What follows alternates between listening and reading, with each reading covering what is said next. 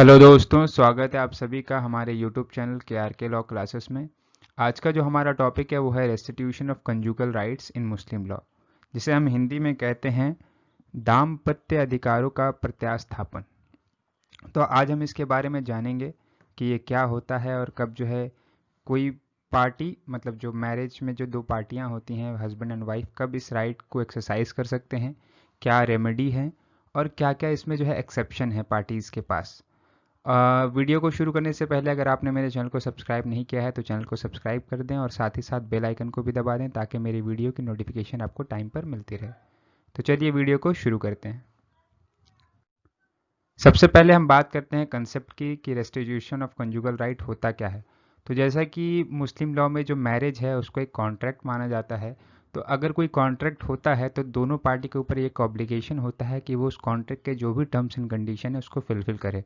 तो शादी का मतलब एक होता है कि एक पार्टी दूसरे पार्टी के साथ जो है एक संबंध में जो है वो बंध जाते हैं और उस संबंध के साथ साथ उनके ऊपर बहुत सारी जिम्मेदारियां भी होती हैं जिन्हें उनको पूरा करना होता है।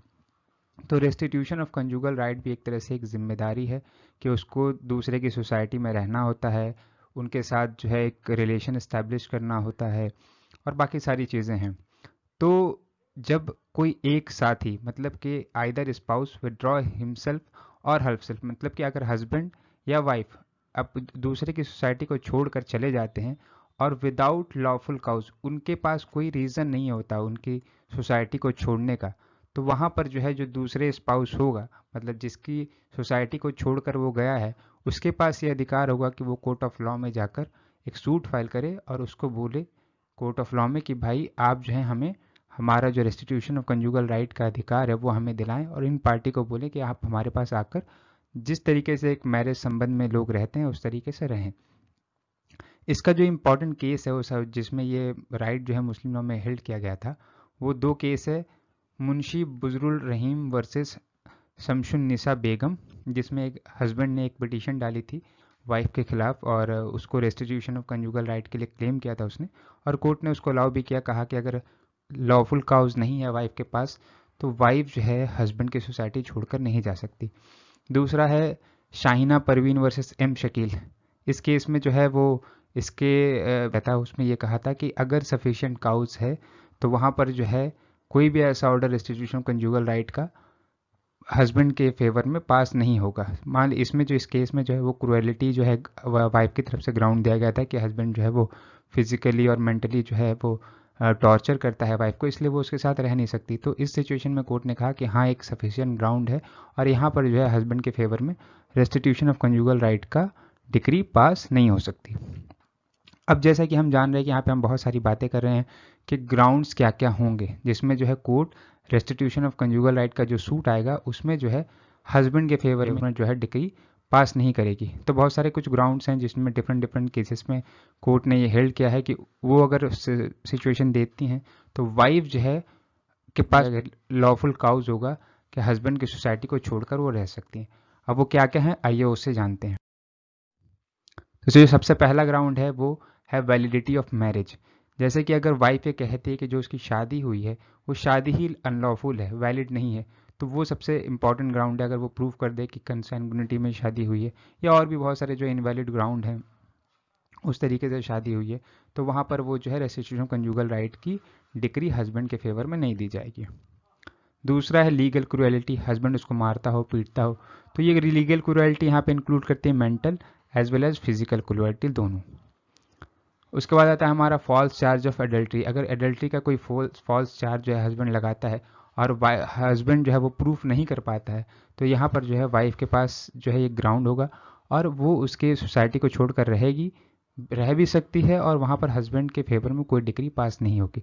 लेकिन अगर हस्बैंड ये प्रूफ कर देता है कि वो चार्ज जो है एडल्ट्री का सही है, तो वहाँ पर जो है उसके फेवर में रेस्टिट्यूशन कंजुगल राइट की डिग्री पास करेगा कोर्ट। अगला है हमारा non payment of prompt Dawar. जैसे कि प्रॉम्प्ट डावर हम जानते हैं कि ऑन डिमांड जो है पेमेंट करना होता है हस्बैंड को, और हस्बैंड ने अगर जो है शादी के बाद प्रॉम्प्ट डावर पे नहीं किया है तो वाइफ जो है उसकी सोसाइटी को छोड़ सकती है, उसके साथ जो है कोहेबिटेशन करने के लिए मना कर सकती है और वहाँ पर हस्बैंड जो है रेस्टिट्यूशन ऑफ कंजुगल राइट का सूट नहीं फाइल कर सकता, या अगर फाइल भी करता है तो कोर्ट उसको डिसमिस कर देगी। लेकिन अगर मैरिज कंज्यूमेट हो गई है तो वहाँ पर जो है कोर्ट जो है उसके सूट को डिसमिस नहीं करेगा, लेकिन इस ग्राउंड पे जो है इस ग्राउंड के साथ जो है अपना ऑर्डर पास करेगा कि भाई वो जो है प्रॉम्प्ट डावर पहले पे करे, फिर जो है रेस्टिट्यूशन कंजुगल राइट का जो ऑर्डर है वो इन्फोर्स में आएगा। अगला है हमारा लियान और जिहर। जैसे कि लियान और जिहर एक डिवोर्स का ग्राउंड है वाइफ के पास, कंपैरिजन टिप डिग्री वाला जो है ग्राउंड है। तो यहाँ पर अगर सिचुएशन होती है वो अपनी वाइफ से अपनी वाइफ को अपनी माँ के साथ या अपनी सिस्टर की तरह उसको मानता है या कहता है, तो ये वाली जो चीज़ें आ गई, तो यहाँ पर भी जो है उसको एक राइट जो है मिलेगा, वाइफ के पास एक ग्राउंड मिलेगा।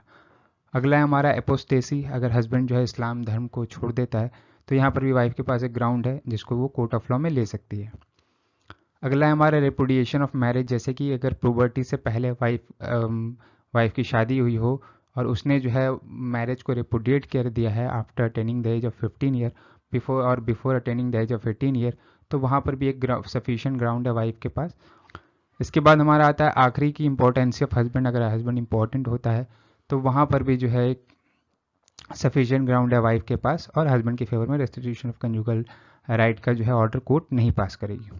तो जैसा कि ये सारे जो ग्राउंड्स, अगर ये सब ग्राउंड जो है वाइफ प्रूव कर देती है तो हस्बैंड का जो है रेस्टिट्यूशन ऑफ कंजुगल राइट का जो सूट है वो ख़त्म हो जाएगा, उस पर कोई भी चर्चा नहीं होगी। तो दोस्तों ये था आज का हमारा टॉपिक जिसमें हमने डिस्कस किया रेस्टिट्यूशन ऑफ कंजुगल राइट को। आगे भी हम मुस्लिम लॉ के और सारे टॉपिक्स को भी डिस्कस करेंगे। मिलते हैं नेक्स्ट वीडियो में, तब तक के लिए गुड बाय, कीप रीडिंग।